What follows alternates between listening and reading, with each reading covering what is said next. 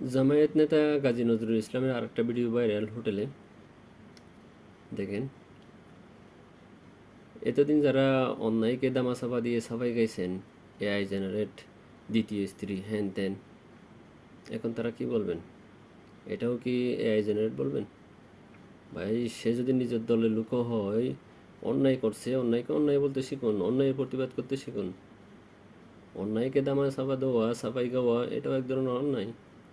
আগের ভিডিওতে না হয় তার সাথে ষড়যন্ত্র করে ক্যামেরা ফিট করে দিছিল, ক্যামেরা লাগাইতেছিল। এটা কি ভাই? হোটেলের মধ্যে এ কি জানে না এই লিফটের সামনে ক্যামেরা থাকে, লিফটের ভিতরে ক্যামেরা থাকে, জানে।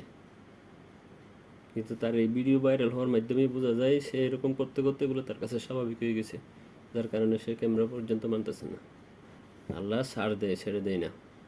এরকম অপরাধ করতে করতে অতিরিক্ত হয়ে গেলে নিজে নিজেরই ধরা দেয়। এটাই তার বাস্তব প্রমাণ।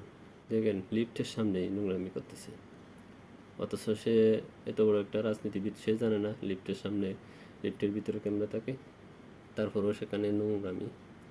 প্রথমে তার অপরাধকে দামাচাপা দিতে চাইলেও শেষ পর্যন্ত সে যে অপরাধী সেটা বুঝতে পারার কারণে এত বড় একটা রাজনীতিবিদকে দল থেকে বহিষ্কার করার সাহসিকতা দেখিয়েছে। তার জন্য জামাত একটা ধন্যবাদ পেতে পারে, একটা ধন্যবাদ দেওয়া উচিত।